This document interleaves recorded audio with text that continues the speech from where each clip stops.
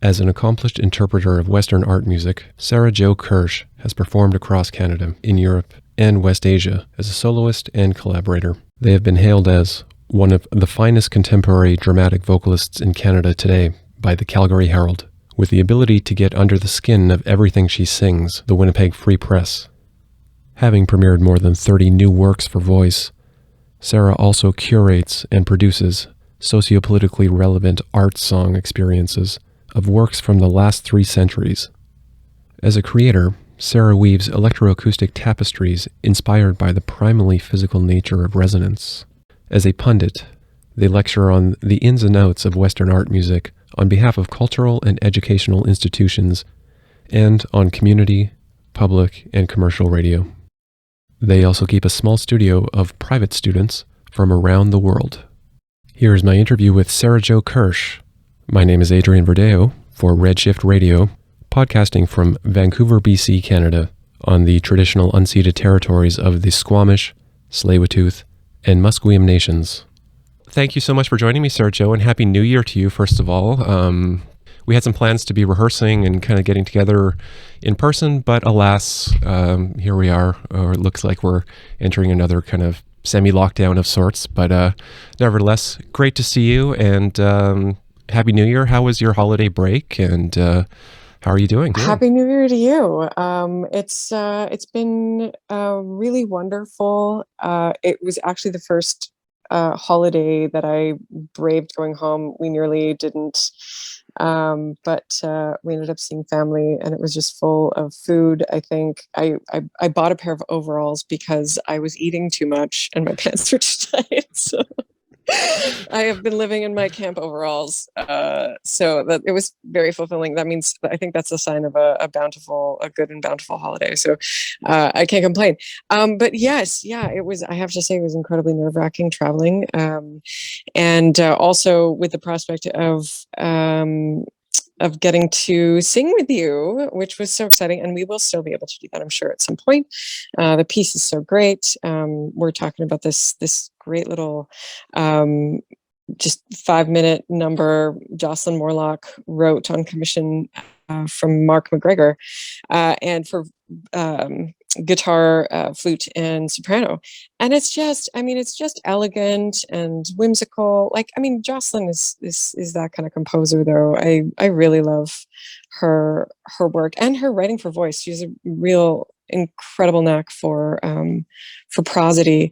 Just really understands how to set text emotionally, but also illustratively. And I think that's a sign of also a real communicator, you know. I know that she's got a new opera in the works, and I think that should be pretty fun. Can't wait to see that too. But regardless, yes, it has been weird. It has been weird for performers, and I mean, we're both going back to school too and teaching. I'm wondering how you feel about that, because you've been privately teaching mostly through the pandemic too. I have too, but mostly remotely for me, less so in person, except for last semester. How are you feeling about it?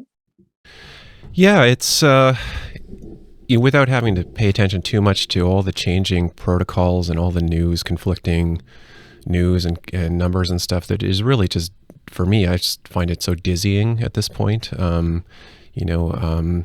I've spent last term figuring out a way that I can teach semi-effectively, safely, and provide the classes and the individual students also with the level of comfort and still observe restrictions. And despite all of the work that's been put into making sure everything is safe and clear, I think there's still a lot of questions, and I think there's things are changing very rapidly, so trying to go with the flow, at the same time just trying to do what I can do, which is just show up and do the best job I can as an instructor.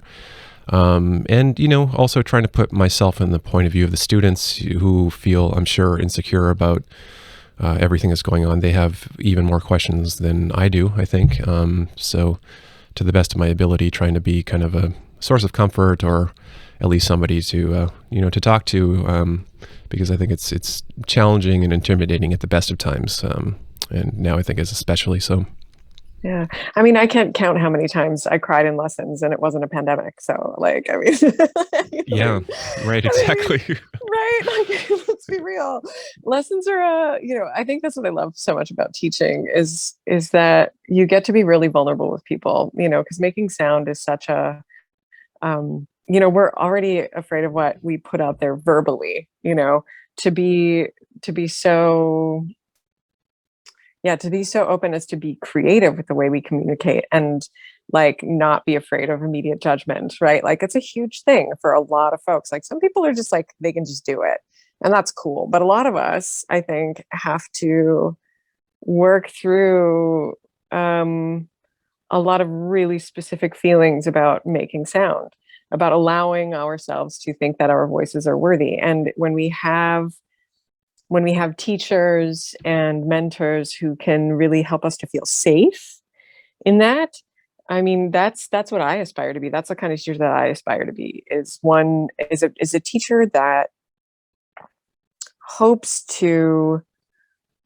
help folks find comfort in themselves, in their own instrument. I mean, that's the other thing with voice, right? It's like, I mean, as much as I grew up a pianist, so I had an instrument to hide behind for a really long time. And then like I started singing in choirs and I really loved it. And like I did some like little bits and pieces during school, like in school productions and things, with like just bits here and there. And then, but I wasn't intending on being a singer, but my voice was always really important. Music was always really important. Like, but it was because I had phenomenal piano teacher. First of all, she's amazing. So patient, so kind, but also like just knew how to challenge me. Cause I was always thirsty for that, like a little bit. Like I always wanted to play the hardest stuff. Like I still always want to sing the hardest stuff, which is why I do so much music, right? It's like I always want to do the hard, like just make sure. I'm like not gonna swear. I'm gonna try not to swear.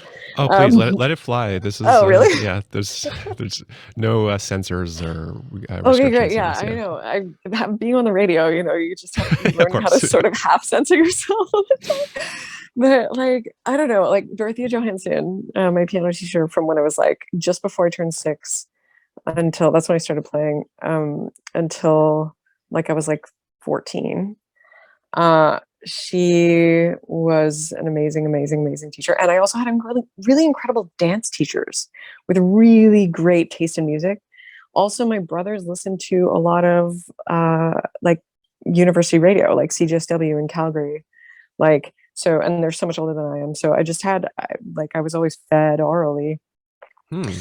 But like, it was just, and my dad was a drummer when I was a baby. Like he sold his drum kit. So like I have really good rhythm. It's good for like all the subdivisions and like random time signatures that fly at you in Liggity, but it's because I had the support, right? I had that support from these people who were feeding me like sound, who were feeding me music and who were inspiring me to become connected to sound, which then ended up leading me to a place where it was the only way, like the only ways I like to communicate are, I mean, of course, like I'm a yammerer.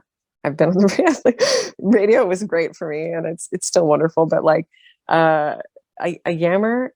I like making sound of all varieties, but I also respond so deeply to sound. But then food is the same way, I think, for me. Like I'm just so fed by it. It's such an immersive, like, I mean, you have to consume it. It's durational. It only lasts so long. It's never the same thing twice. Like it's, those are, dances like that too. So these things that are wholly experiential, but can be so vulnerable. Like they can make you feel so vulnerable in those moments. Like, yeah, to be able to communicate impulsively, not what somebody else is telling you. That's the other thing, is like to be able to really make sound because you want to make sound, not because you want to get the notes right and the rhythms right for a teacher or, for an exam or whatever. Which is such a built-in kind of train of thought for the classical musician, especially as we the more years we spend in it. It's like kind of like you mentioned, it's like the sort of those those landmarks that we feel like we have to step over and sort of like the next level, and sort of, getting those gold stars of approval from all of our mentors, which is of course important. I think, and at a certain point, becoming an independent artist, it's like you have to also say, okay, well, what do I want to say? And what is what is the Exactly. core intention of what I'm trying to put out there, right? Mhm. So in that, it's interesting to hear your background into how you led into voice. It sounds like, I mean, there was just so much sound and so much art going around you growing up that maybe it was sort of an inevitable form of expression, because I always thought that, the voice is like the ultimate form of expression, and that instruments are just only trying to, at their best, trying to duplicate what the voice does very naturally, whether it's phrasing, articulation, and swells, or, you name it, having this sense of dialogue, counterpoint, across all different cultures. I think it's, if we can make our instruments sing, we're always told that this is sort of like really the ultimate objective. Yet I think that there's some people who are sort of born singers, like they're comfortable being sort of in the spotlight, being sort of the diva or whatever you want, like sort of the Mhm. typical sort of, the things we think about when we think of the lead singer, or, the prima donna, however you want to think of it. Mhm. Yet, it sounds like you have a genuine fascination with sound and the creative process and collaboration. Um, Mhm.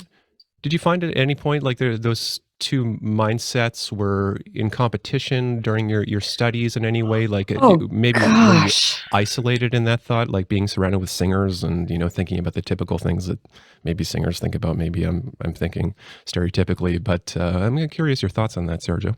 I mean, for the listeners who are not watching the video right now, in my head, the eye roll was so severe. I had to like give me whiplash. Like it's a different world, right? Like, and I wasn't intending on being a musician, like professionally. Like I was always drawn to music.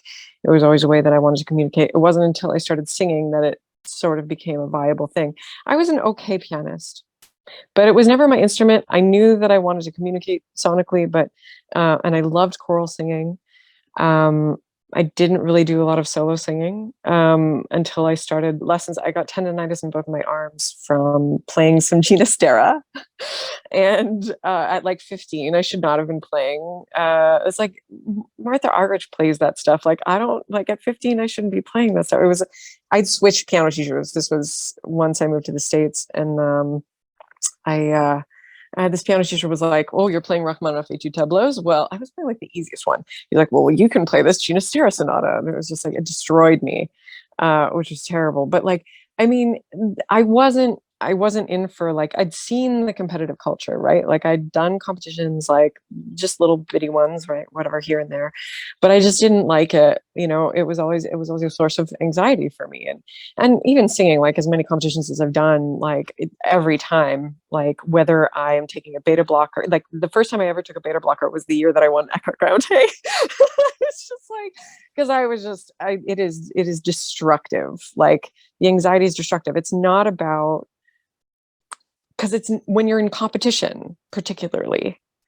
I mean, sometimes when I'm doing like a premiere, I'm like, "Ooh, I need to just take the edge off." But like if I'm just singing a recital, or if I'm singing something, that I'm comfortable with, like wholly comfortable with, like of course I'm not gonna, whatever. Just for an audience, as soon as it's in competition, it doesn't matter how many times I've sung it. Although, like, I mean, yes, now it was weird. My first audition back, like since I've been in Vancouver, like I seriously, I mean, we can talk more about what that was later, but like I legit had like a full anxiety attack. Like I am not somebody who makes music because I need to be seen. I make music because it is so good and so important and so satisfying and just so wholly affecting, not because I need to be, you know, a singer, because that was the culture that I ran away. I spent 4 years out of school because I didn't want to be part of opera culture. I just hated it. I like from the very beginning. We'd gotten this weird director in my undergrad who he ended up getting fired later. I don't know if this needs to be included or not, but whatever.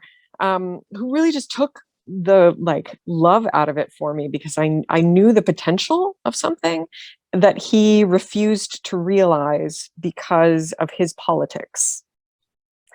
And I was just like, this is the world that I'm about to go into. And I've had like actually 2 opera directors that I've loved working with, but it was both on new operas.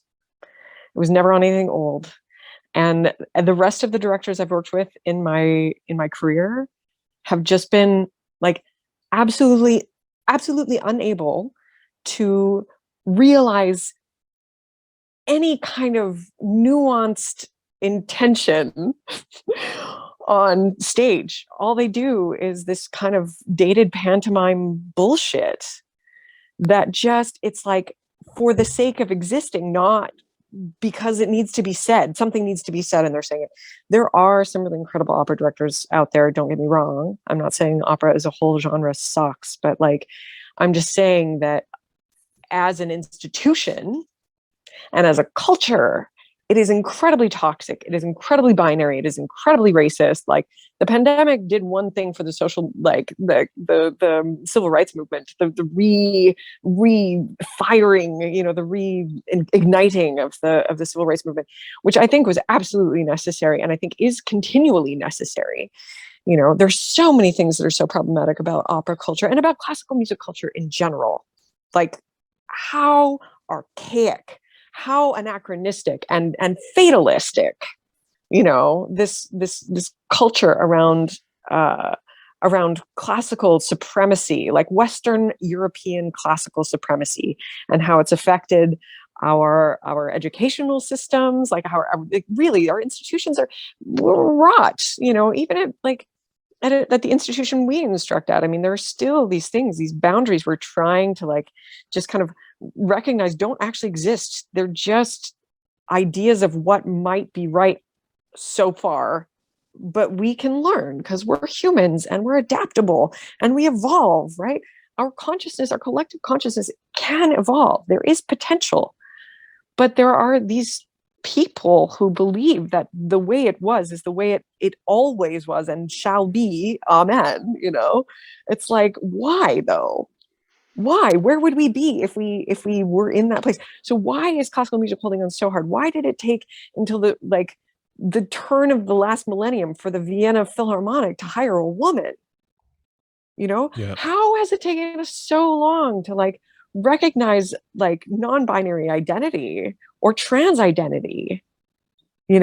How? Like it's just our identity and anything other than white, like like just general whiteness. Like it's just so toxic and it's so still like hanging on to that kind of patriarchal, colonial, imperialist kind of ideology, and it's got to stop. It's got to stop, and we have to recognize that most of these composers we're playing, like we're representing, we're speaking through, they were trying to say something too, and we can use those things, those lessons that they were trying to learn, that we are still now trying to learn, to help us understand ourselves as a species, right? Because it's beauty, it's creativity, it's rumination, it's philosophy, but in this incredibly distilled and concentrated medium. So well put, Sarah Jo. And I think you're right that there is this kind of identity crisis that's emerged probably before the pandemic, but I think certainly amplified in the last 2 years in our industry, where now we're starting to see, some elements of self-reflection in sort of the larger organizations, some of them, and sort of what we're thinking about is sort of the gatekeepers of our of our industry, and the sort of the classical, canon is from where it's evolved, and we've always kind of just blindly followed and, respected this kind of heritage and sort of, the sort of elevated level that it projects. But I think now, given that, so much was dependent on audiences and, funding and kind of regular season ticket holders and so forth, that there wasn't really maybe the opportunity nor the call for these organizations that, it was sort of business as usual, I think. And now I think truly that after almost 2 years of, a really halted concert life where people are not really able to gather, there's this kind of necessary questions that have been asked in the larger organizations, which I'm happy to see. I think whether it results in actual, changes. I think it's a matter of time before we see that. And you mentioned kind of some of the issues in the educational system as well. And these things are always so slow to evolve. I find, like it was just sort of this old joke that, academia is always 30 years behind what's actually going on in the real world, right? I mean, if that, maybe even more so in the classical world, who knows, right? I mean, I think one of the really cool things about where Sarah Jo and I are both instructing at the Vancouver Community College, and Sarah Jo's been with us now since September 2021. We're very happy to have her coming back also into term 2 here. There's a lot of diversity in the student body. There's also, I think a lot of diversity in the style of music, the styles of music that are instructed at the college. And moreover, when I'm speaking to younger people, I'm generally encouraged by the open-mindedness and sort of the breadth of thought that they have, surveying sort of the whole cultural landscape, because these are, I think, newer issues to people of our age and certainly older, but people that are younger than us, I think these are things that they've grown up with, of this sort of social consciousness and these issues of equality and representing gender and binary identities and racial diversity. I mean, these things are now been in the education system for some time, but I think for, certainly for people that are older than us, as I mentioned, and not to be ageist necessarily, because I don't think that's across the board true. But I think it's sort of the old guard, there's a lot of things that have changed in even a short amount of time. And, I'm wondering daily about what's going to happen to the medium, the way in which the music is delivered. And maybe more importantly, how is classical music, Western art music going to attract younger listeners, younger performers and composers, without having the sort of the mindset of tearing it all down? There has to be some way of letting people in. And this is something I've been thinking about for a long time, but I'm curious to know your thoughts and your interactions with younger musicians and how you see the evolution of our field. I think that in general, we have to recognize that if music is artful, it is art music. I think that it just comes down to that. Yeah. It doesn't have to be of a particular canon or a school. I am inspired by, so many different musicians who have composed their music, and I would label them composers, most notably, let's say that crossover, boy wonder of Frank Zappa, who really just kind of like built that bridge and said, hey, look, this exists. But you also go back to the, prog magic of the 1970s, the late 60s, early 70s, when there was just so much experimentation in popular form, like in rock bands, in ensembles, you had this really incredible. And think about the harmonic language of Stevie Wonder, for crying out loud. There's no way you can't call that art music. Exactly. That is art song. The poetry is incredible. The ensembles are so tight. The harmonies are so sophisticated. The rhythmic content is so sophisticated. There's no way that's not art music. I think it's just a matter of readjusting our perspective. If music is artful, it is art music, and nobody has to claim ownership. That's the other part of it, is with this.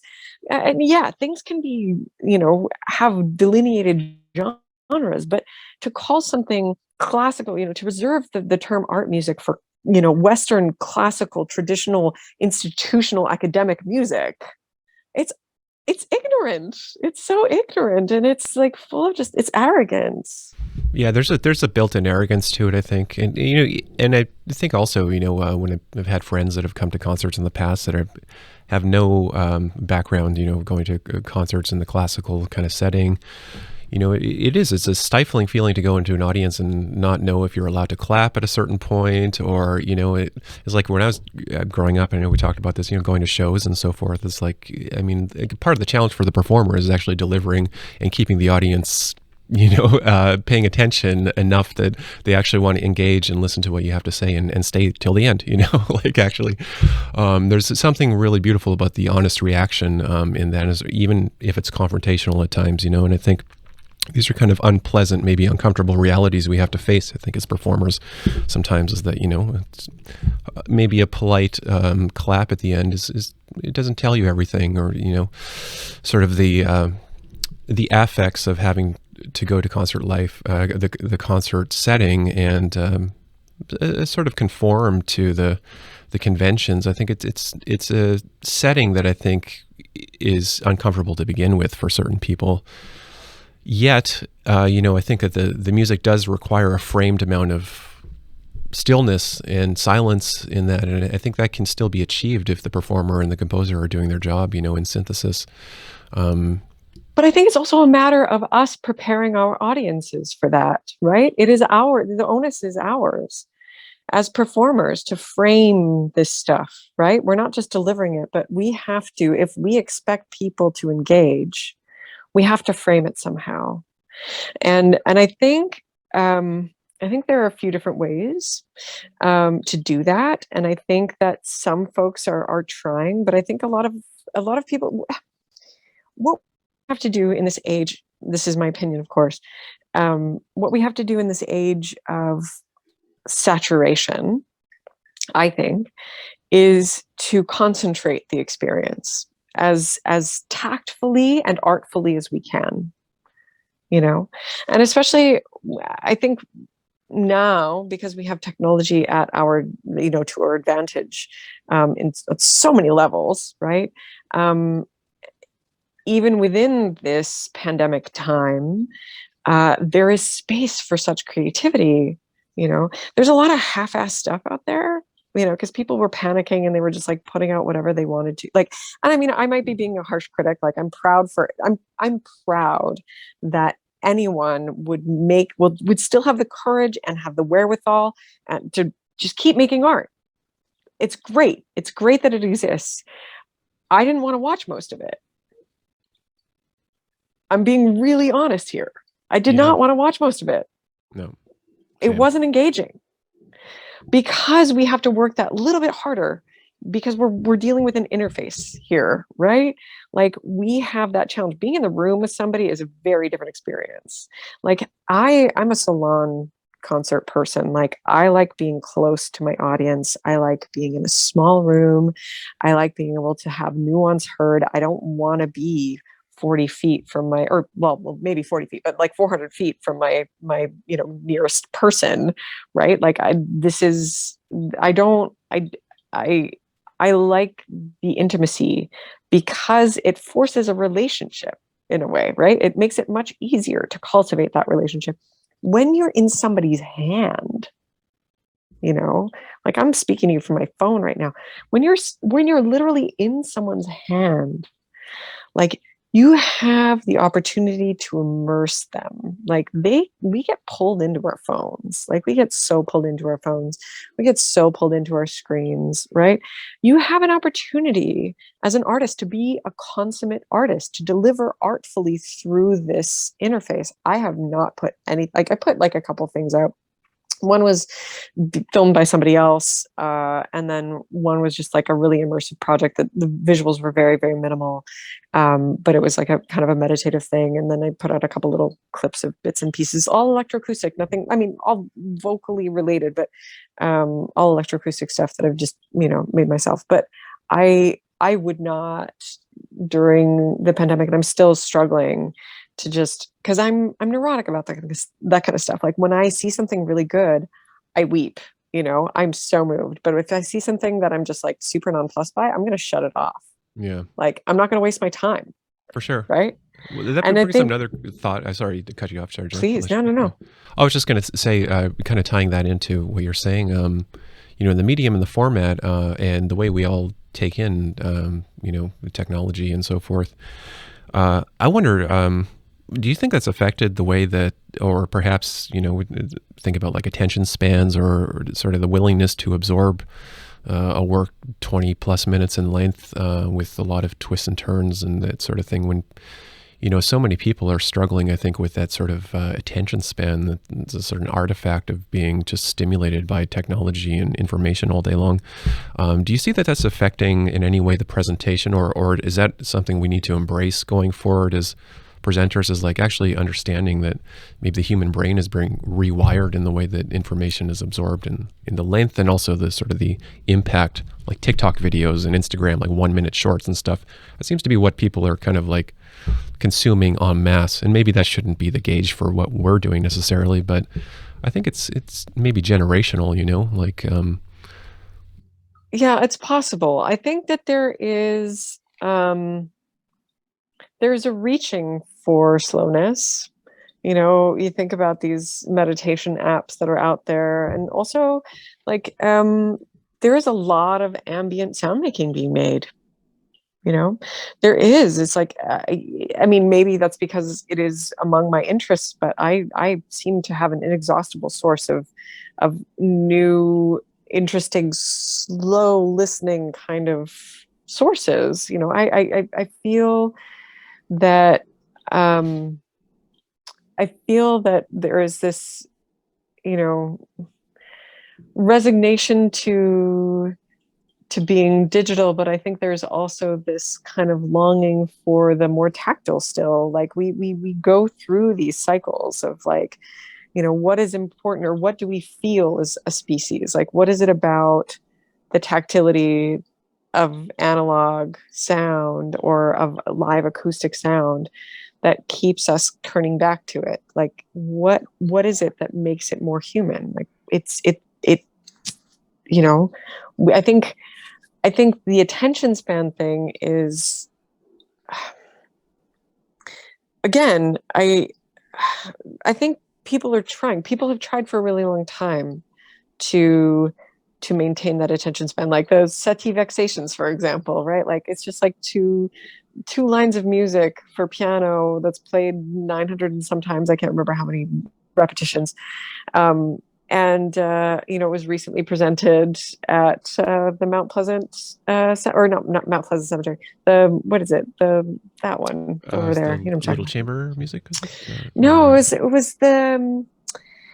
There was like just the list of Vancouver-based pianists of note were playing the Vexations at the cemetery over by Queen Elizabeth Park. That'd be Mark Haney's cemetery, the Mountain View Cemetery. Mountain View. Yeah, there you go. Yeah. It was hilarious. I mean, the fact that we're still doing this, or that, there's that Max Richter sleep thing that was very trendy for a minute. And, all these kind of slow listening things go back to like, earlier, and you're talking like all the super long tape music folks, or like Charlemagne Palestine, or like those cats who were just really challenging, like pushing the ear's duration, like of tolerance, I mean, I think in a way, like I'm tested by Philip Glass like that. Like I find it difficult to sit through his operas without the visual, Right. Yeah. I check right out.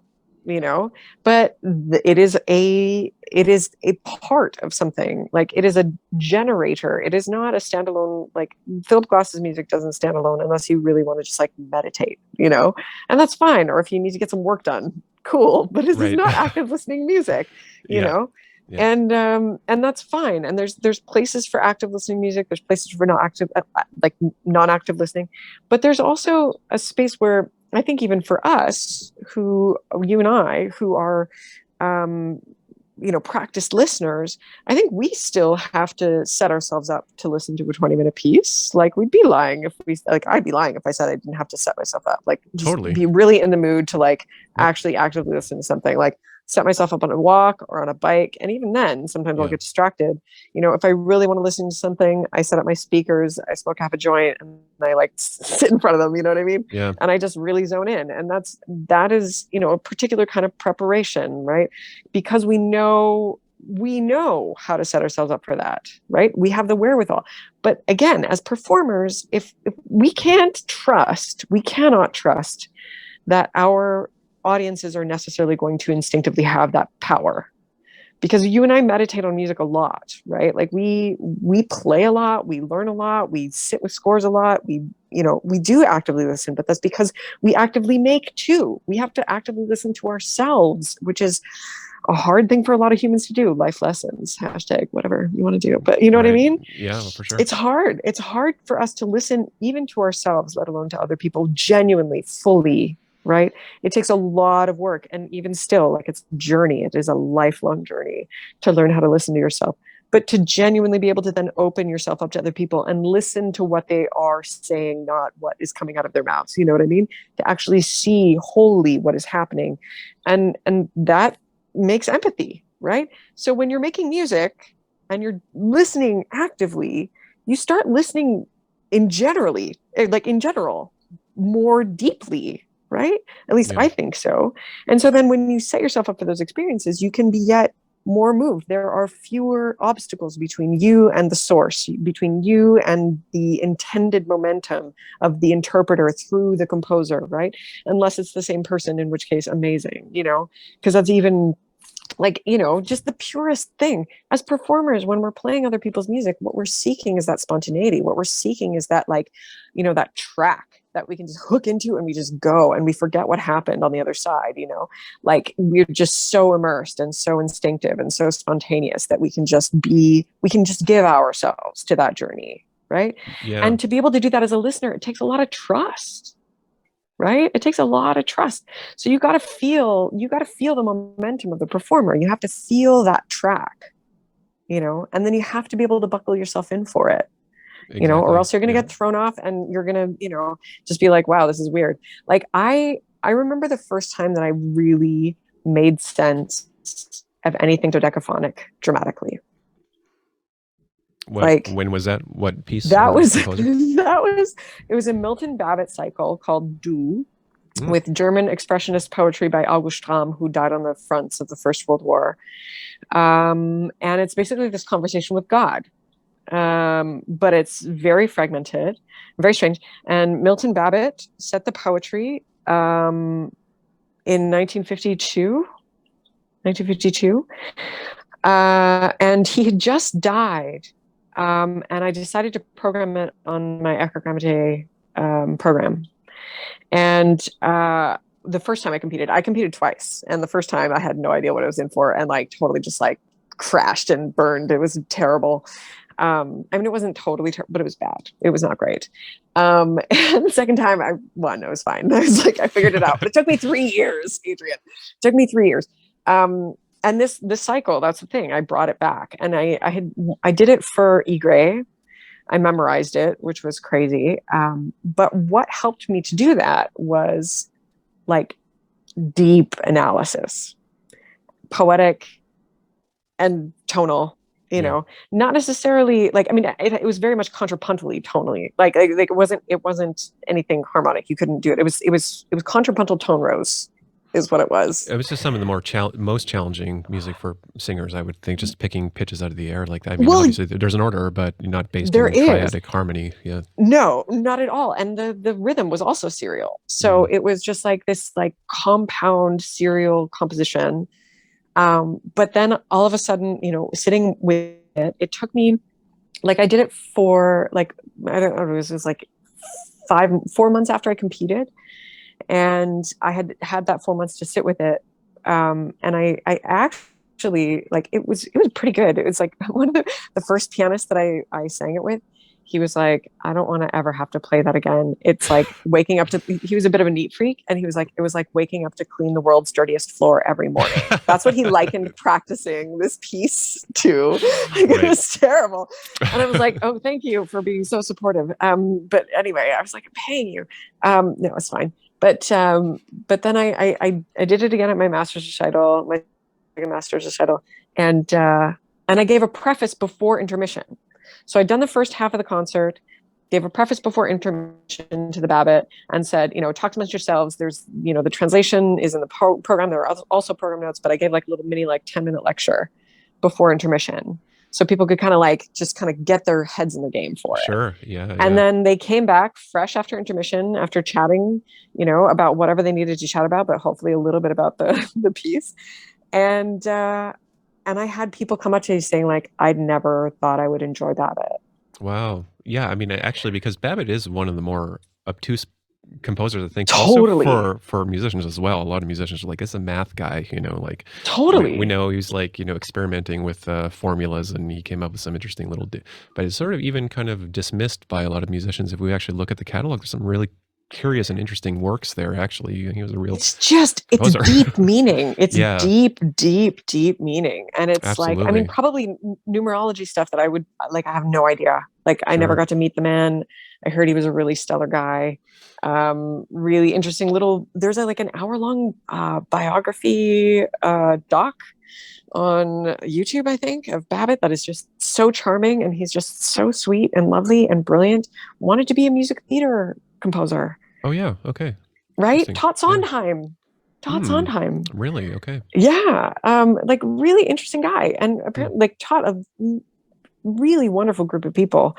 Like, and didn't impose his like obsession of 12-tone like writing upon his students, but I mean, Right. definitely opened their ears and their concept of what harmony and sound could be. Oh wow. And I think that that's like, I mean, that's worth just like at least once. Like, I don't ever want to memorize anything by Babbitt ever again. It was just excruciating while I Wow. was doing it. But like on the other side, it's like, the payoff was just Oh yeah. like, I mean, I can sight read anything now. Like there's Yeah. nothing, Oh, for sure. I there's can like imagine. very little, like, was Yeah. after that experience, after memorizing Ligeti, right? Like, I mean, it's again, it's doing the hard stuff, but it's Yeah. like, once you do it, it's like, all right, that's not that bad. Well, yeah, and there's this thing of kind of the music of this sort of the general, complexity. I know a lot of people eschew that term now, and composers especially. It's like there's sort of like a phase in music history that some people have a kind of a maybe look at with a little bit of a kind of suspicious glance, and they kind of analyzing the scores of Verdejo and Lachenmann and so forth. As a sort of, like you mentioned, it does take so long to get to the point where you can be free with the score, and I think that is always the challenge, whether it's a simple minuet from the 19th century or a very difficult work by Babbitt or Verdejo or something. It's like our job is not to just do what's on the page. We have to create this into sort of into gestures that actually have resonance and meaning, and to get to that point, takes a huge amount of commitment and time from the performer and the audience. Indeed, pro tip, I think.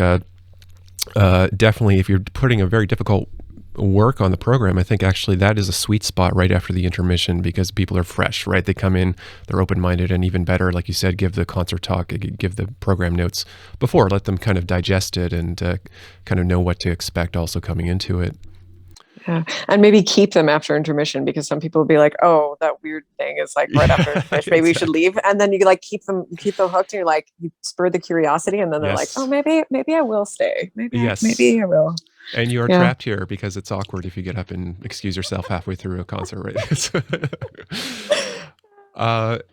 Just thinking about your time in Vancouver, Sarah Jo. You've been here now, actually living here since was it September or summer? Did you move here last summer? Okay, October of last year. Yeah. It was or a year ago. A year ago. Now, okay. So 2020. I moved here in October 2020. Okay. I did Send and Receive, was like 2 days before I packed up. Send and Receive is a sound festival that happens in Winnipeg in the fall. And this was my first invitation, and it was just kind of like the perfect like icing on the cake for me leaving like Winnipeg. I'd like kind of done my rounds. I'd like performed at every festival with every ensemble at that point, except Send and Receive. And it was literally like 2 days before I left. I got to check it off my list. It was amazing. Yeah, no, I mean, it was, but there's such a wonderful group of humans, and it's such an interesting festival every year. And it was a real pleasure to get to be part of it. In Winnipeg, I was like, I started there very classical, and I ended there very art music, which was kind of cool. And I mean, I still do both very much. Like, I was supposed to sing the Dvorak Te Deum and the Beethoven C major mass in March, right before things shut down, or right after things shut down. It was like the 22nd of March was like my last gig with the Winnipeg Symphony Orchestra. And I very much stayed in both camps, and like I was broadcasting there for a few years, and I was doing pre-concert talks for lots of folks and being really, really involved. And it was just like, it kind of got like, I kind of reached where I could reach there. And I really needed to go somewhere else. I really needed to find, and also like, I mean, Rena Sharon is here, who is like a goddess, a prophet. Also Giorgio Magnanensi, with whom we work. Yeah. I don't even know how I get to work with Giorgio Magnanensi. The man is like, he's a sage and just a joy and just a wonderful human. I feel like I learn so much from him every time I cross paths with him. Like, not just, you know, he's brilliant, but just like having these folks here, I have a pianist with whom I work on a semi-regular basis. We haven't in years, but we were, you know, talking during the pandemic, and we were talking about this project that I'd been researching, and she was kind of game to take it on with me. And so I moved out, and I spent a year kind of meditating on the landscape and biking a lot, and trying to get some projects going. Had like a few, again, like I said, just little like digital contracts here and there, but like very little. I did a little opera workshop project with one of the smaller grassrootsy companies here in town, and just really laid low because everything's still shut. And then I had met Dr. Deirdre Morgan, and she had let me know that the job was coming up again at VCC. And also I'd worked with Les Dalle like 10 years ago. And he conducts the Bach choir, directs the Bach choir. And there was an opening for a soprano section lead. So I took that, which was, you know, really nice. I love singing in choirs. And when I get a chance to actually like work with a section and also I get to do like vocal health stuff, and we get to talk diction a little bit, and like just kind of, you know, I have a little bit of like influence on the way that we're shaping sound and like the way that we're kind of bringing that all together. Cause it is a concert choir, but it is still like a largely amateur choir. Right. So just these little tightness. I mean, everybody's really on board. Like they're wonderful. They're a wonderful, wonderful ensemble. And just like tightening these screws, because, you know, Les is very much an orchestral conductor, and just these little bits of just, you know, vowel matching and, you know, consonant placement and breath support, just like really basic singer stuff. It's just making a really good time. I mean, singing through the pandemic has been very strange. Like our rehearsals are going to be, of course, via Zoom for a little while. We're going to go hard on the sectionals. You know, we're getting ready for the Bach B minor Mass, which is coming, which is an exquisite piece of music. Wow. And a wonderful. I just love Bach. Like that was another. But this B minor Mass, like there's some weird places where Bach just kind of goes off somewhere. You know, like they're just like moments where you're just like, what is happening? Like, are you on drugs? Like, they're just like, no, I'm serious. Like it feels like it goes off the rails. Like he's just like these wanderings that you're like, are you just like, everybody's just kind of ruminating and on their own train, and that's what you're trying to communicate, and then just kind of like drifts off into nothing, and then like comes back, and it's very weird. Like it's a weird piece in corners, like incredibly challenging. Just Bach keeps you fit, you know, like there's lots of melismatic playing, singing, right?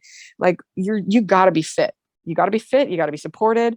You gotta, you know, just be aligned, you know, and it's calisthenics, but it's also so emotional and so fun, and like some bangers in there, like some just like that you can't help but Bach. Like I jam to Bach all the time. Like it's so, when it's played by people who care, you know, when it's played by people who are connected to their bodies, you know, because like I think there's this other thing about classical music, is this very puritanical kind of hold on like the preciousness and the, you know, kind of purity of this music. It's like, no, this was visceral. Bach had how many children? Hello. You know, he threw down with that bassoonist in the square, you know, when he was bad mouthing him at rehearsal.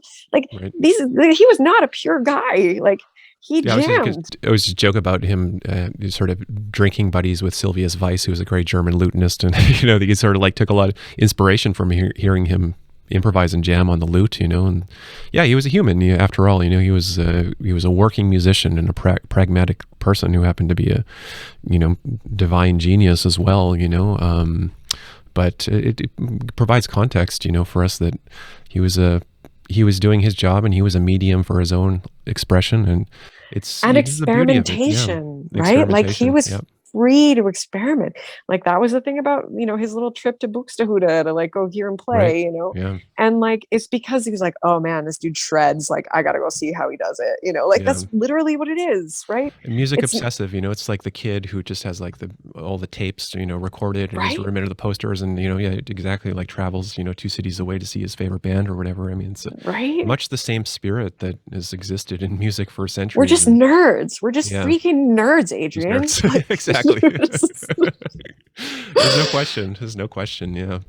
Well, I was thinking, also, Sarah Jo, about your time. You're talking about kind of, freeing yourself as an expressive artist and as a performer. And I know that you have done, quite a bit of improvising also in the context of experimental music and also kind of composed music. I know that there's different ways and scores that I've seen as well, where there's kind of like blocks of improvisation that can be inserted into scores. But as an improviser, how did that kind of bleed into your practice? Was it something you were always doing a little bit of sound creation kind of freely, or did you kind of I was always an epiphany? Terrified.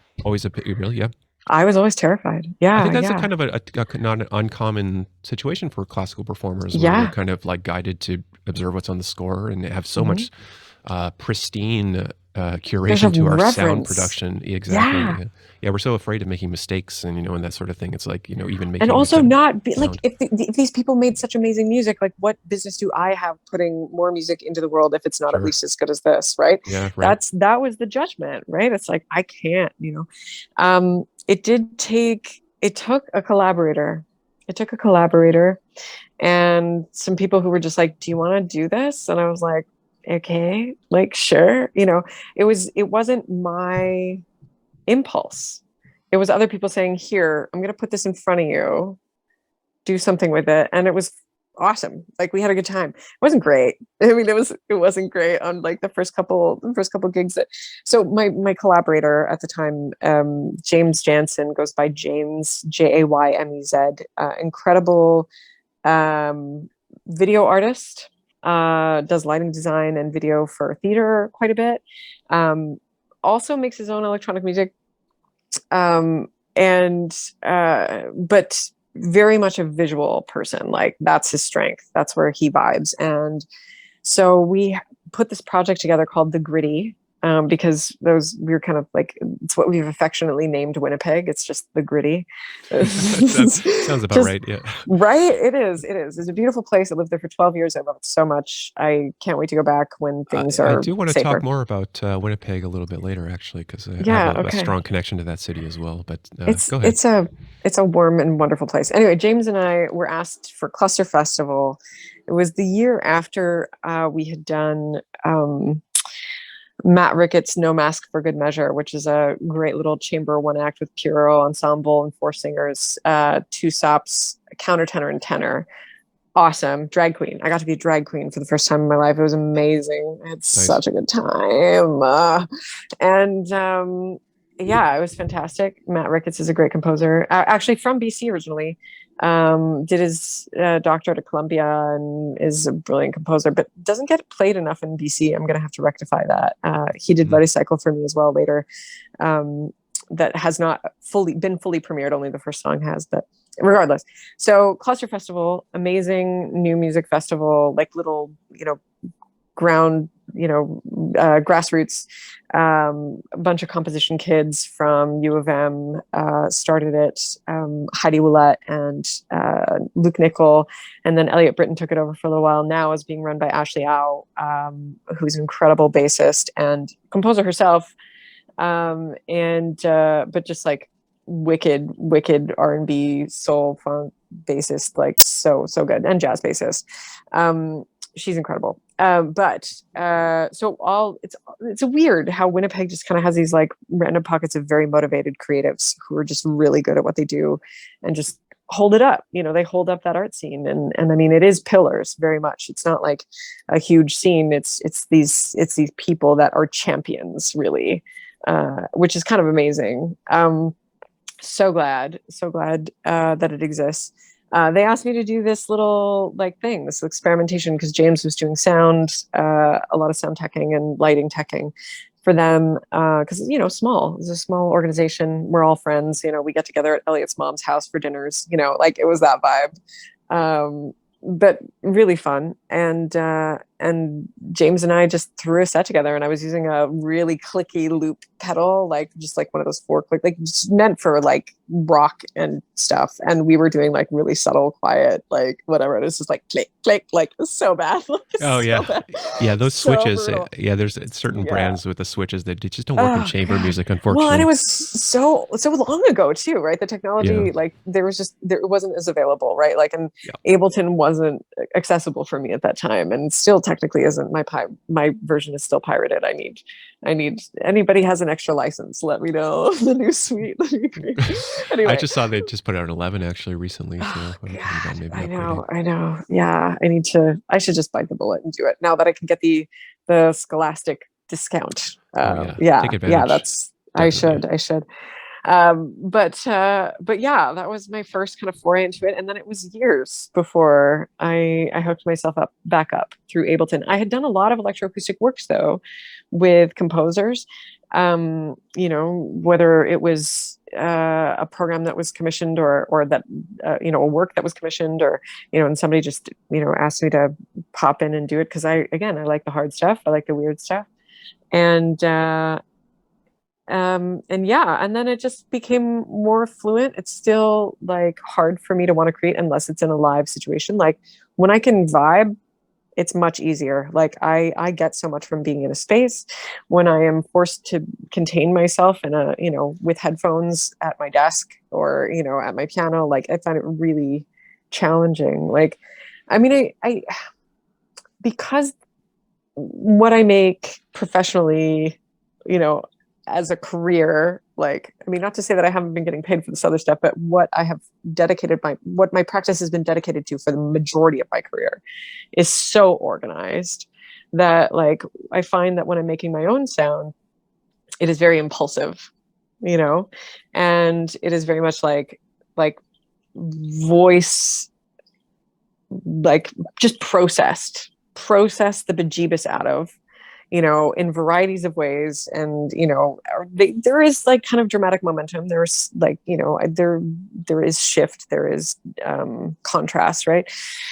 But I find that, in my own song, I write pop songs sometimes, but only when I have to process something. If there's something really weird going on in my life, death, breakups, shifting, moving, some kind of big priority change, it takes something tectonic for me to write text, but it's much easier for me to just kind of respond to a space, and respond to humans around me, because I can just kind of become a conduit, become that just channeler of energy, because I feel more comfortable in that, I think, than I do in, I don't know, than anything really. I mean, I love programming for that reason too, because I can kind of curate that flow, but it's really how I perform is very much dependent on the room that day, Right. Yeah. It's very freeing to sort of let go and improvise and just kind of release the shackles, of kind of all the elements of organization we have to do to present a score and, performance and rehearsals and that. Do you find that kind of that exercise and that sense of release, actually sort of gives you a boost going back into your work as a classical performer? And not just a boost, but inspiration and also an understanding too, right? Because when you can get to that place where you can just connect to yourself, right? Just connect to being open, then the stuff that comes out usually tells you something, about where you are, but also about how you're feeling. But then by doing that, and again, through real active listening to oneself, then one can listen to others differently. I don't think that I started hearing as deeply as I do until I started making my own sound. Like hearing intuition, hearing creative logic in other people's music as intently as I did, like when I started actually allowing myself to make my own sound.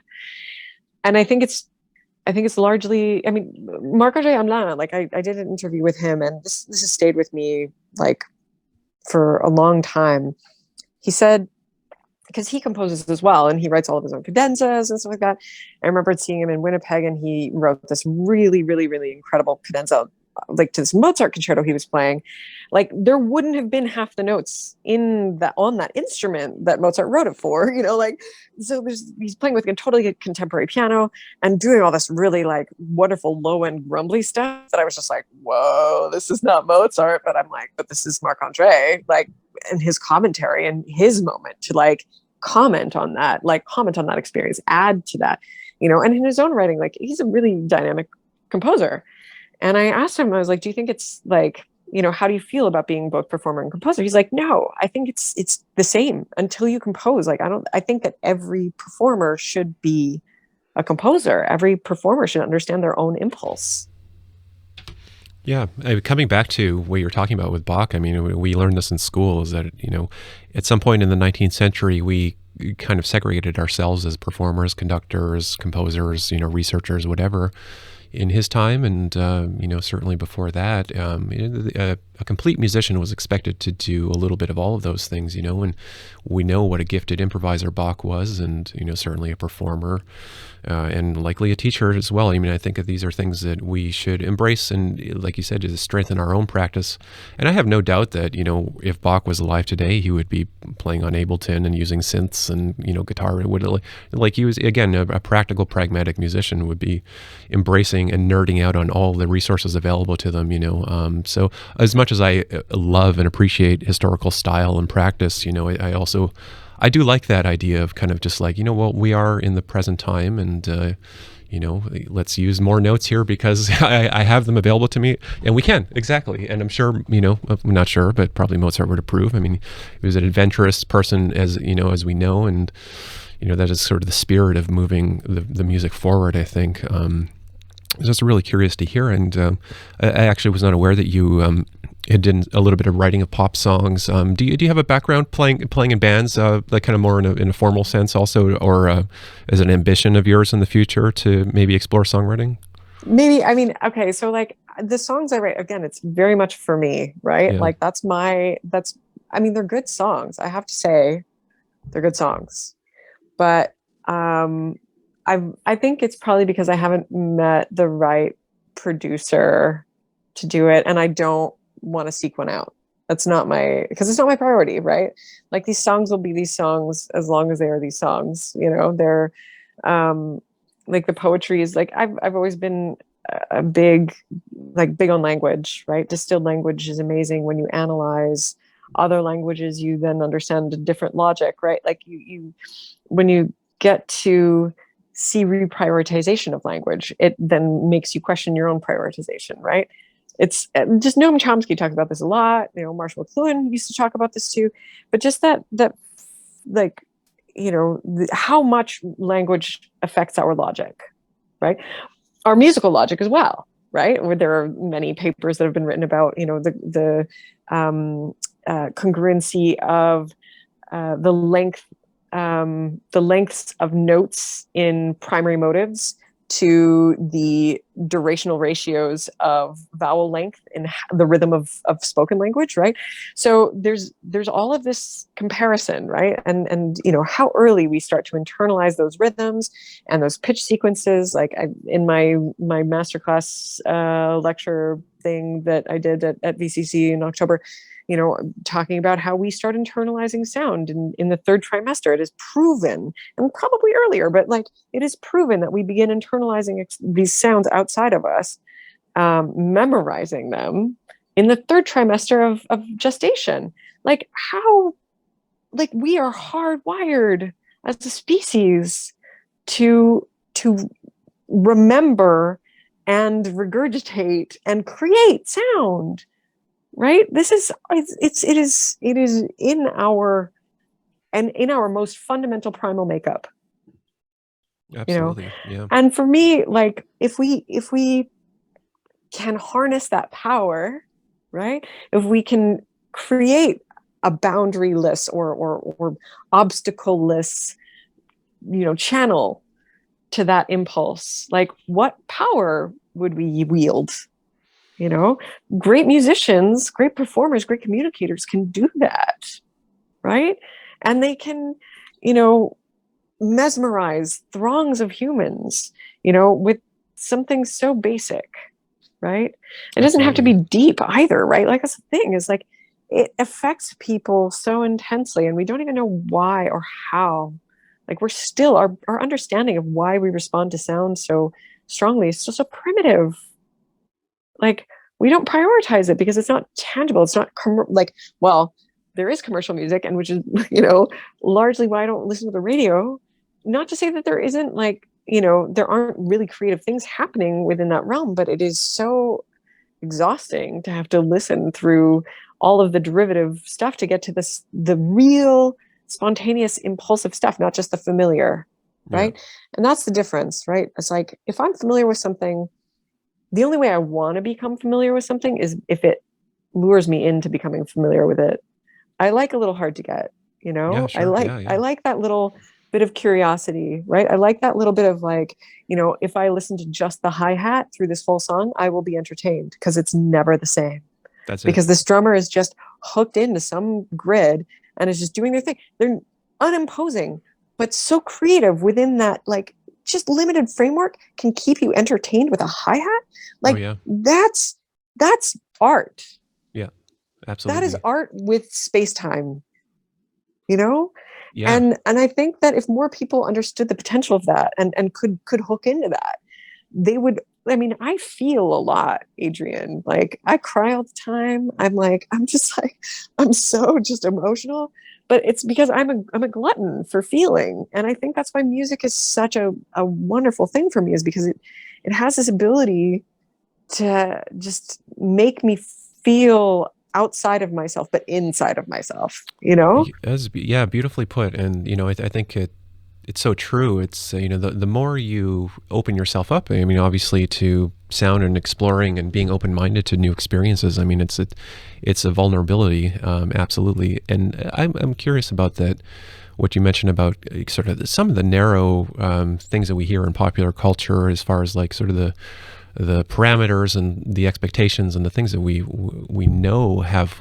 sort of that hook quality with the general public, and I also don't really listen actively to the radio or follow the charts, or it's partially my age in that as well, but also sometimes I have a little bit of an eye roll about sort of the kinds of things I hear repeatedly. However, the other side of my brain is also very aware that there's a reason why that these fundamental sounds that have been around, and these chord connections or rhythms or beats or kind of like cliched sentimental sort of lyrics, whatever, it resonates with people, and we have to respect that, and we have to understand that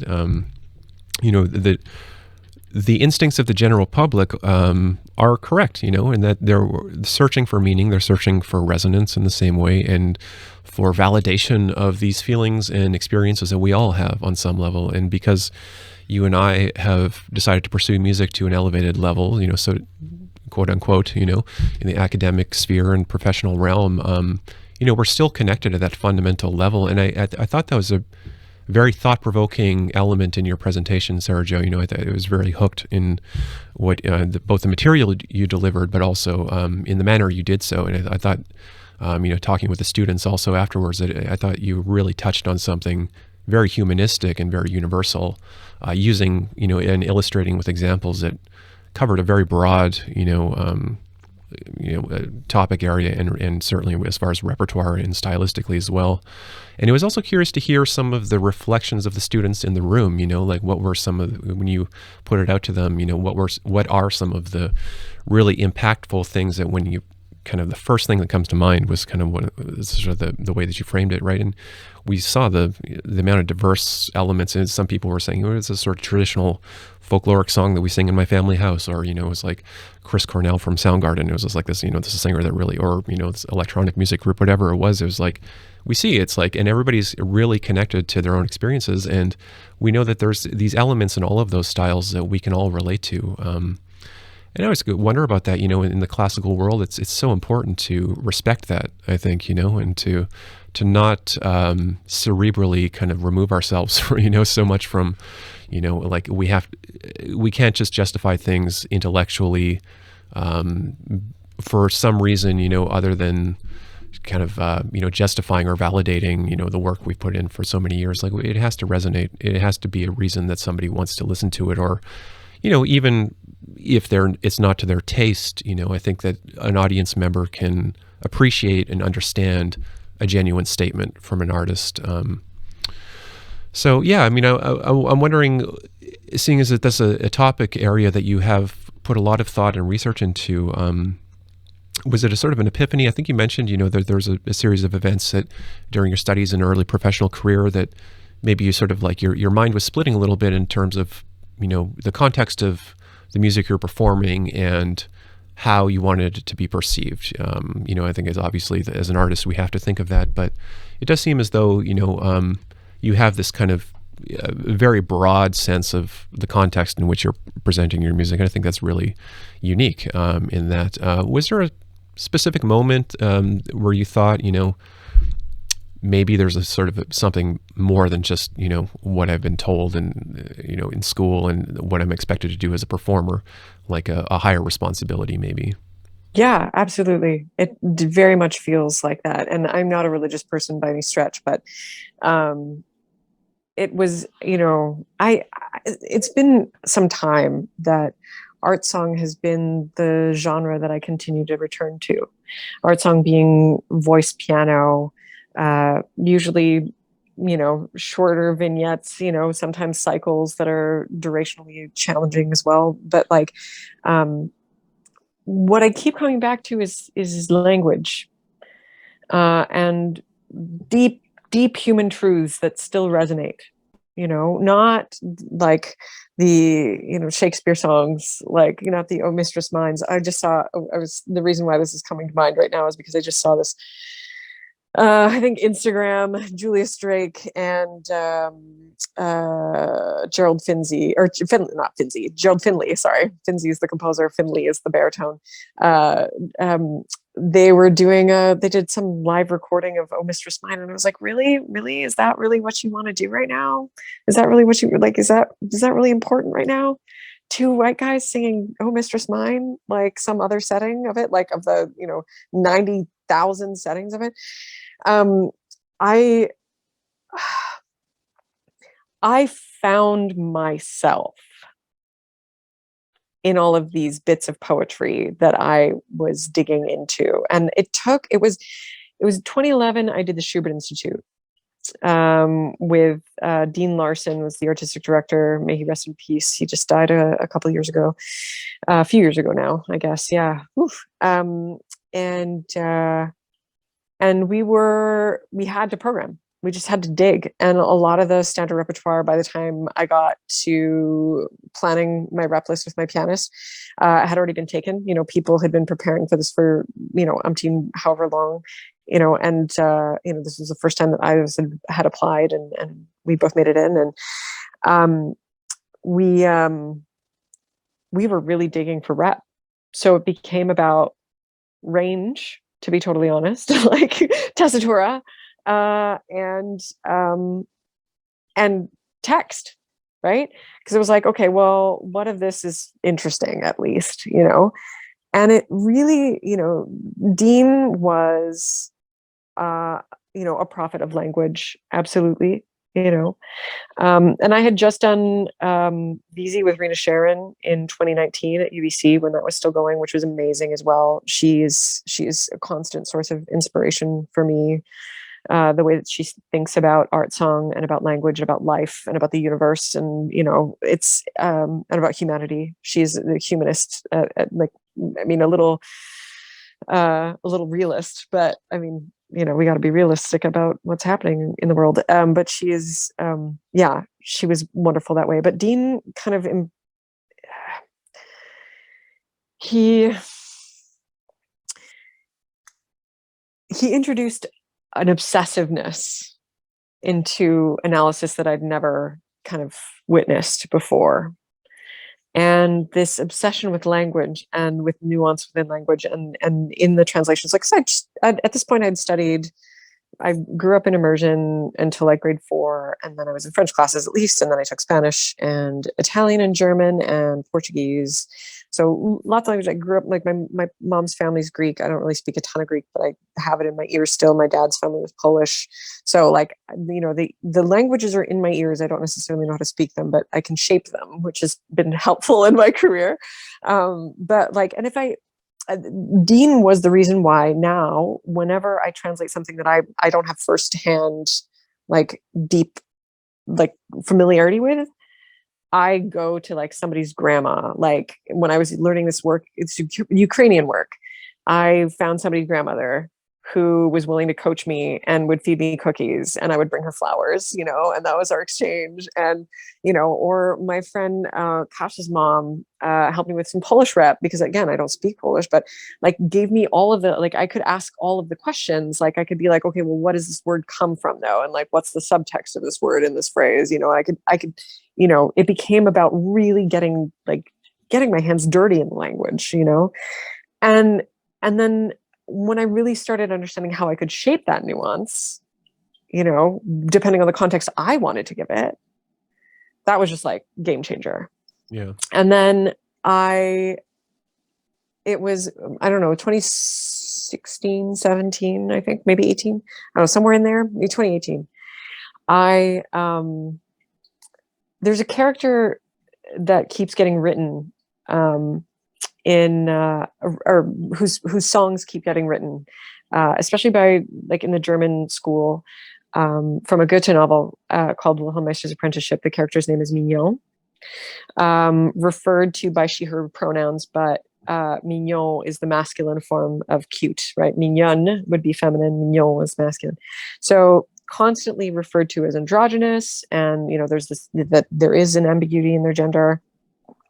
This book was written in 1796, or published in 1795-6. 8 books in, like, short books. It's just mostly ruminations, mostly philosophical ruminations. But there's this character that kind of like shows up. She's kind of this little,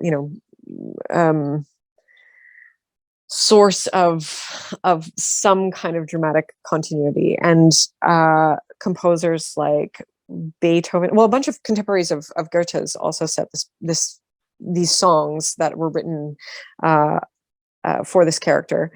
But like Beethoven, Liszt, Schubert, of course, Schumann, Hugo Wolf, Schubert, Schumann, Wolf were the more notorious of the composers who wrote all settings of all 4 of the songs that Mignon sings in Wilhelm Meister's Apprenticeship. But also, I just picked up, while I was in Toronto, Zdeněk Fibich, Czech composer of the mid-19th century. I picked up his settings. Tchaikovsky also wrote like at least one of the poems or one of the songs he wrote a setting of. Also Fanny Mendelssohn. Who else? I mean, like the list is literally endless. Like, and it keeps happening. People still set these songs, right? And so why in 1796 and through East or Western art music history has there been this obsession about this non-binary teenager, from some like darker skinned country, that like is probably some Southeastern European country, that, gets so much attention and so much obsession, and this is the crux of this story. This is what has lasted from the story. Nobody else knows about Wilhelm Meister. Like, people carry Mignon forward. They're like, oh yeah, that's the Goethe poem. It's like, oh no, actually it's from the story though. And nobody knows. This character has had such longevity and such impact. And I looked at their songs for the first time in earnest. Like I'd heard many settings and many performances of different settings. But it wasn't until I was doing them with a friend of mine who was she's a younger pianist now doing her master's in Toronto, but was doing her undergrad at U of M at University of Manitoba in Winnipeg. And she is brilliant. She's one of the most brilliant young pianists I've ever had the pleasure of singing with and being friends with. But she was like, let's do the Mignon songs. And I was like, heck yeah. Cause we'd been talking about it and I'd been like talking about this character, and we go deep into the analysis. And like the last song literally says, I'm going to go have a deep sleep. And when I wake, I will shed my earthly hull and be around, heavenly beings who will not ask me if I am man or woman. Like this language was in Goethe. This is published in 1795. Wow. And so like the idea that I was like, whoa, suddenly after being in this super binary, super opera driven, super like, if you're a soprano, you have to be singing these roles. You can only sing this stuff and it's not right. You can't sing this cycle because it's meant for a man and like, blah, blah, blah, all this other stuff out the freaking window. Yeah. I was just like, fuck that shit. I was like, no more.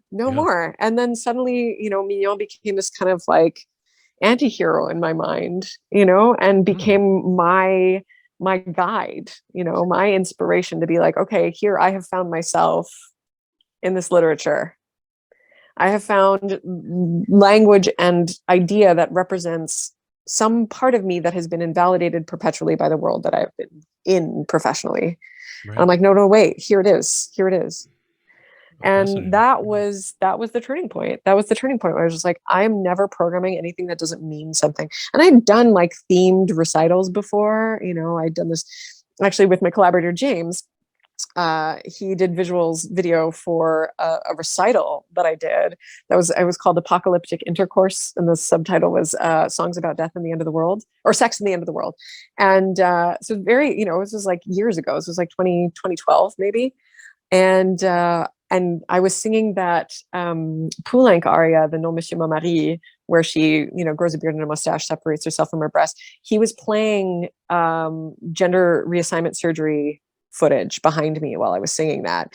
And my mari, the guy singing Donnez-moi du Nord, je te dis, was like super butching out, like flexing. I got this really fit tenor pal that I know to like just do this like, flexing behind the screen. So you saw like this super flexed, masculine framed, silhouette, but like with this like gender reassignment surgery being projected. And it just messed with everyone. But it was amazing because it was just like, oh, wait a minute, and this is like, but making those statements, it's, everything is a statement. Everything is political. There's no way not to be now. I'm sorry. Totally. Absolutely. But don't waste my time if you're not going to say something. If you're not going to tell me something I don't know, if you're not going to like take me on a journey, don't waste my time. Yeah. And maybe that's my pickiness. That's my like my own uppityness that I feel like it's like I need to be fed. There are so many delicious sounds in this world. Don't waste my time with refined drivel, with derivative crap, or something that's just designed to kind of comfort us or please us in a Soylent superficial Green way. Plug it. No, I don't. Exactly, yeah. It's like I don't want oral Soylent Green. I'm not feeling like that. I need the really beautifully cultivated and meditated upon, marinated and cured stuff. Do you find it sometimes, pushing challenging audiences in a way, presenting kind of like, really kind of outside the box, but very, certainly well thought out and, irrelevant kind of modern topics into the presentation of the sort of repertoire or canon music? Have you gotten pushback? Have you received, or is some sort of like a retaliatory or sort of confrontational or otherwise. I always kind of think it's good to rattle people's cages sometimes, as in an audience, actually when you offend somebody or when you push somebody's buttons, you're really kind of like expanding their way of thinking, in my view. It's like, you may not like this right now, but actually, believe me, think about it for a while. If you're still thinking about this a couple days later, then I've done my job. Yeah. You don't have to like it. It's okay. And with directors, with curators, with like employers, like when I was working for the radio station, I was incredibly outspoken, right? And I there were times where I got like slapped on the back of the hand for playing bar talk, like, you know what I mean? And I'm just like, I'm not kidding. I'm not kidding. Talk, really? Bar talk. Wow. Like, we're talking like, yeah, I know. And like, there were times where I would be really, politically outspoken. They couldn't really say anything about it because they preached that they were an inclusive workplace. But in the end, yes, they were running out of money. And yes, there were only 2 people working for them at this point. But like we had, I was just the second one on the chopping block, and they claimed creative differences, and it created an uproar. It was amazing. It was the first time, I think, like, I don't know. I get really excited about music, Adrian, you know this, right? And I get really excited about the stories and about how relatable they are and how subversive they can be. But I am that person, right? Like I think a lot of us are inspired by intrigue, right? And when it doesn't intrigue us, but, repels us, then we have to ask ourselves, why is this repelling me? Why am I so averse to this? Like, why is it creating this reaction in me? Why is this so challenging? And it's like, yeah, you can recognize why it's challenging and you can accept it or as it is, or try and change it. That's up to you. It doesn't mean that you're wrong for not liking something. It just means that it will bring something to your attention. And I also think it's important to challenge people's like thought limits, especially when you're in a very conservative Southern Manitoban community. Right. Sure. Like, and I'm the import, I'm the outsider. Right. So I'm allowed to do that. Like, I'm not the homegrown kid who like knows the lay of the land. I'm a bit of the shit disturber, and that's fine. I'm happy to be that. I would rather be that than the, placator. Right. I'm not a lot of that already going on, I think. Yeah. Right. Like, why aren't we challenging each other to think more creatively and more empathetically and more comprehensively, about who we are, what we do, what is, I had a big, like, I don't know. I had a bit of a, I have a very complicated relationship with Winnipeg. It is a really beautiful place and it has fed me really beautifully, but I did get a lot of backlash, and it was because I have opinions and I'm not afraid to share them. And there were times where I wasn't allowed, and through that stifling, and people could hear it, bubbling kind of through. Right. And then, when I become independent and I'm, just freelancing, and I'm getting hired to do pre-concert talks, and like, I'm doing a pre-concert talk for, say, Manitoba Opera's production of Don Giovanni, and, me starting the lecture being like, at best, he's ladies' man, at worst, he's a serial rapist, and people had a real problem with that. I was like, are you not watching this opera? It literally opens with somebody getting raped. Yep. I know it's Mozart, but this is a drama. Like, it's a comedic drama. Like, this is not his buffa, right? He says that, right? Or if you're watching, like, I did the pre-concert talks for Butterfly and Puccini's Butterfly. What do?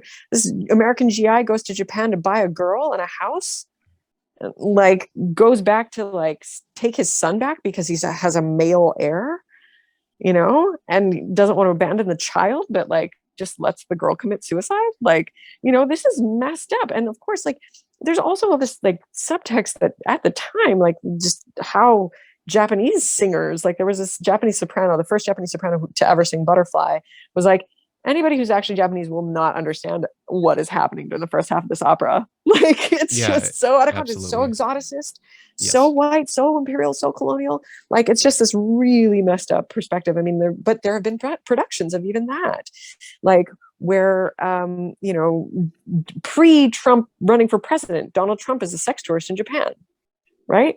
And that's the premise of the opera. Like, it was amazing. Like, it was just like, there are really interesting representations of these things, right? When you get into how we can then present these things now as they are not as like these pantomimes, right? These objects of reverence and of kind of like, artifact, just these little, they are just artifact. We can make them alive again. We can put them, if they are great works, they are, we can actually say something with them. We don't have to be racist, sexist assholes about it. We can actually say, hey, look, this is still happening. There are things that we still need to learn from this. How do we reframe it and hammer home this message? Yeah, I think it's important to stamp our, the sensibilities of our time on what we're doing with the music. Otherwise, you're right. It is just pantomime and recreation in a way that maybe doesn't even do the work justice. I think. But it ruffles so many feathers, Adrian. It ruffles so many feathers to challenge. Of course. Right? To challenge and I think in the same way, it's, this is sort of this thing where people, I think in our society, like when I think music, art music, opera, contemporary classical music, it's all still, in a way, for a lot of people, diversion, right? I mean, it's a way to get out of the house and whatever, kind of take your mind off this and that. And there's this idea with, music as a product or any product, your phone or your computer. It's like, we enjoy the experience and we enjoy what it brings to our life, but we don't really want to know how it was brought to us. We don't really want to know the nuts and bolts of the factories and, like, who's actually responsible and what's been done with these corporations to who's create these monopolies, exactly. who's funding it, and at what cost. It's a bummer, it's like we actually put things under a microscope and look at it. It's because it sort of reflects a certain amount of cultural shame onto us, perhaps, but those are important issues, like you said. I mean, it's like, if nothing else, I mean, art should be a reflection of the society and of the values of the time, and I think it would be really a disservice to present, Butterfly or Don Giovanni without bringing those obvious points up. I mean, it's like the start of the opera. I mean, there's something to be said for that, right? And it's like those cultural themes of exoticism, and that is like, these are exactly what we're trying to go away from in this day and age. So to just kind of go out there and put on a smile and kind of be ironic about it, it's like, well, what are we really saying? And that's not always in the mind of the presenter, right? But that is how it is coming across, I think, if we look at it. Yeah. Absolutely. Yeah, well, I mean, we got to just keep ruffling the feathers. We got to keep ruffling the feathers. We have to keep, recognizing that art is resistance, right? There was a part of my research that kind of,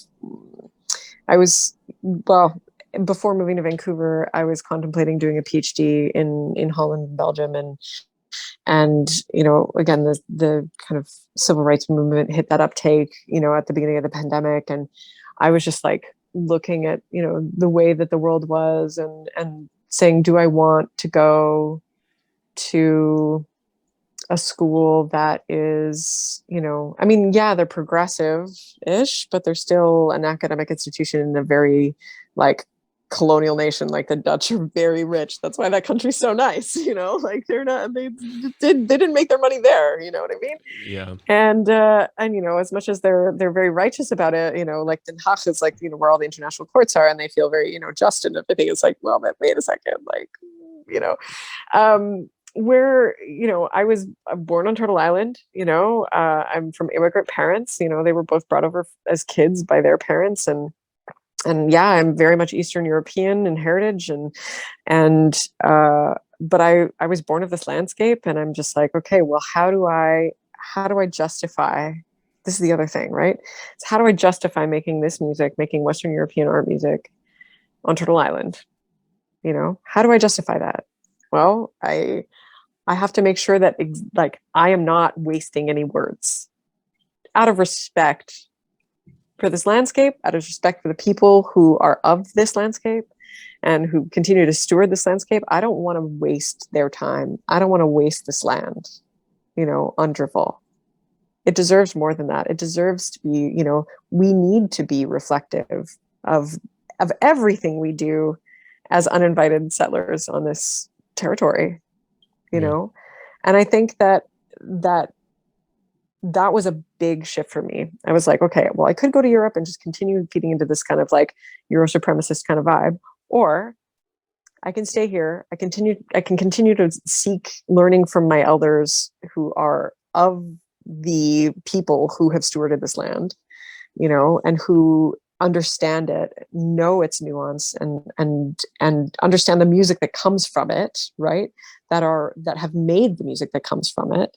And like, I mean, it's such a gift that we have Russell at VCC and the Indigenous Vocal Ensemble, but I mean, that's only the tip of the iceberg, right? Like, this is, I think, a necessary thing, like having reverence, understanding that the music is still valid. Like I feel very deeply that Western art music is still very valid.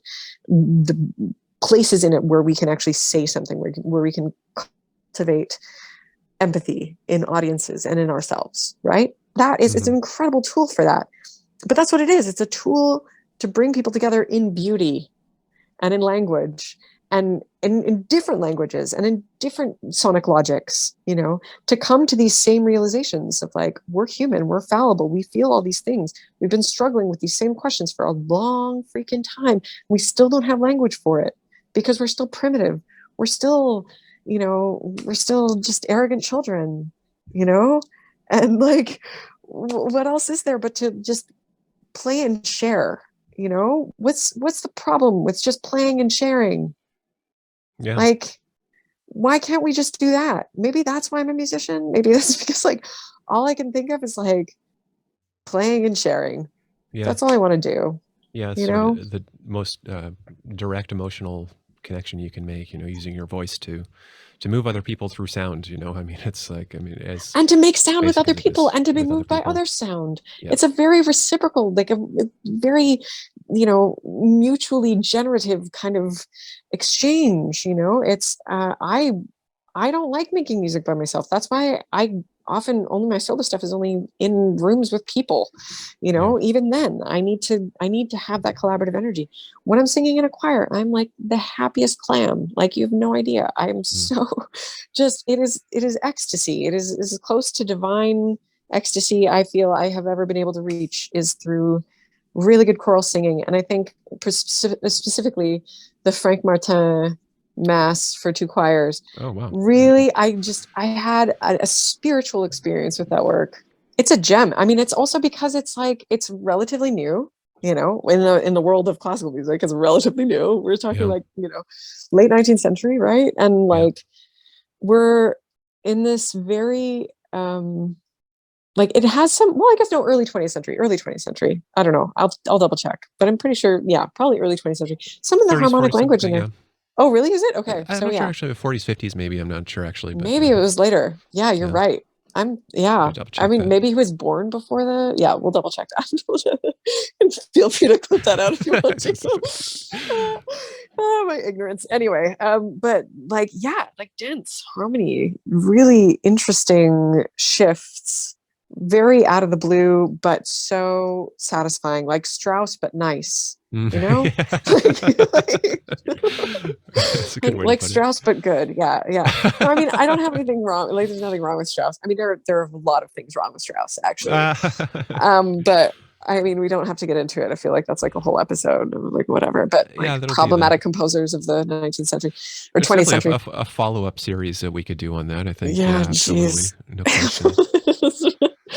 Well, with that in mind, actually, Sarah Jo, I'm wondering, you know, going into this new year and, you know, thinking about new projects and now having kind of this extended period of time to recalibrate and reassess and think about kind of what our, you know, all of us as artists, our path going forward.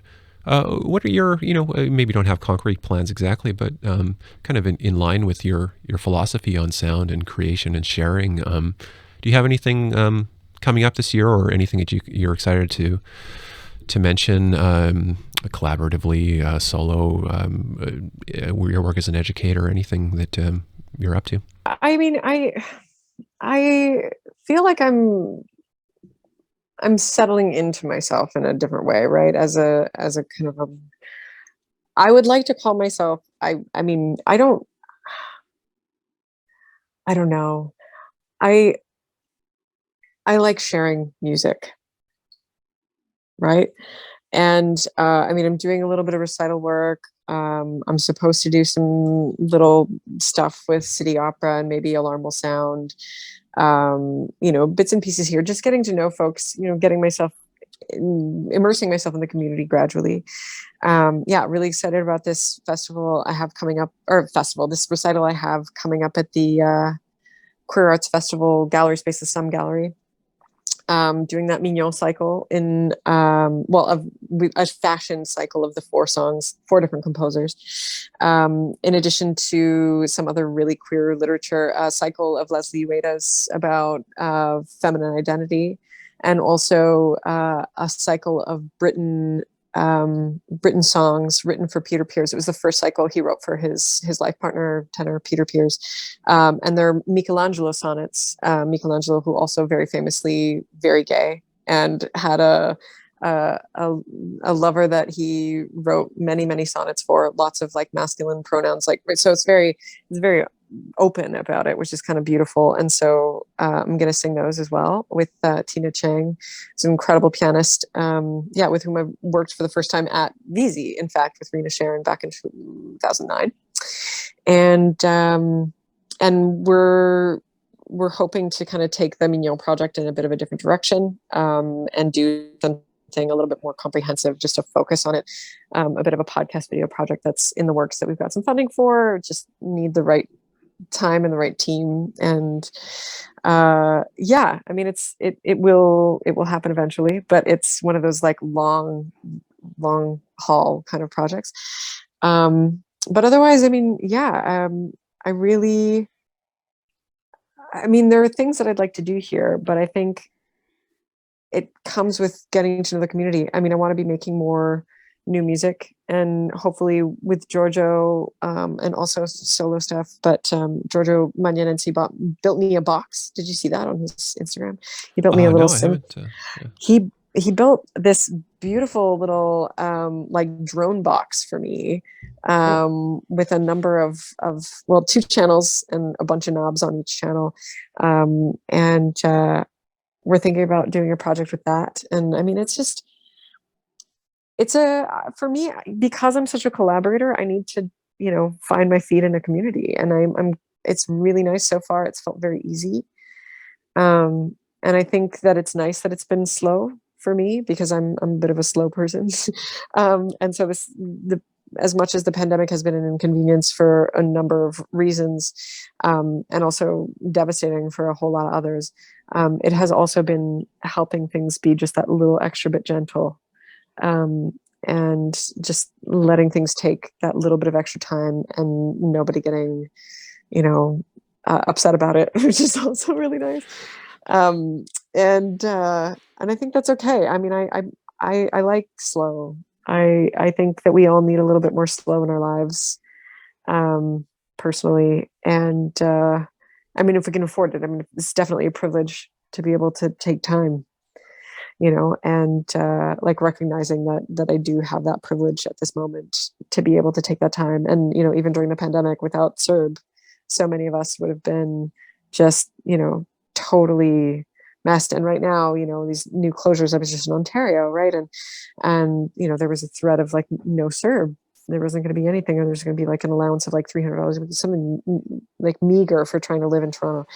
And the whole service industry just getting cut out. Like, so it's just, it's devastating right now. This is not anything. There's no levity in this, but there has been opportunity for a lot of us to just be able to get to reflect, right?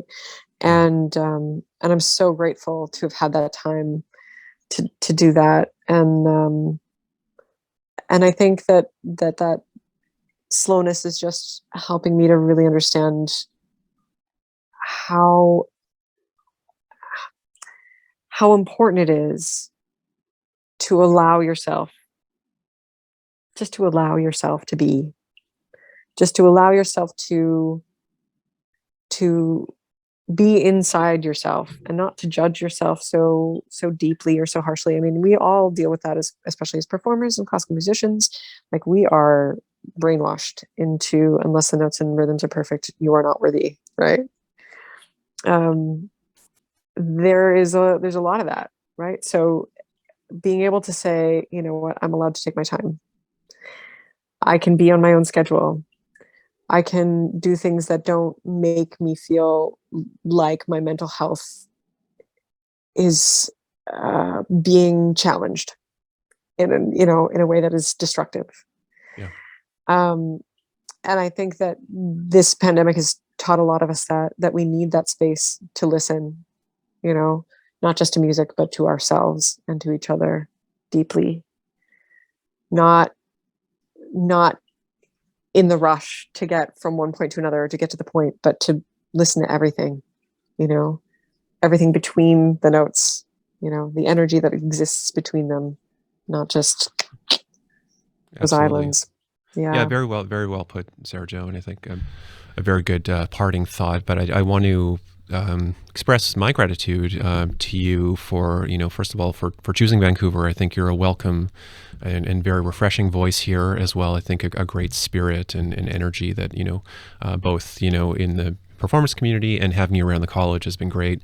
I see the enthusiasm with the students and the faculty, and you are a breath of fresh air as far as, all the things you've been saying, and, really connecting with me personally, because I think I have a lot of similar thoughts, and we come from very different backgrounds and perspectives, but it's interesting how we have a lot of common ground, I think, in our philosophies and kind of where we are at this point in our careers as well.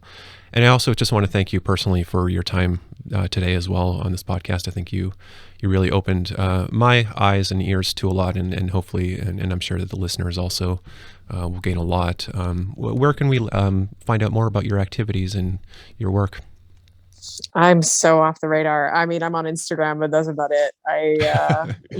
I've been trying to stay off. I don't know. I feel like I was actually thinking this morning in the shower, I was like, I need to update my website that has not been updated in many, many, many years. So, I mean, eventually when that happens, it's just sarahjokirsch.com, but it's not going to have anything on it for like another at least 6 months. Not gonna.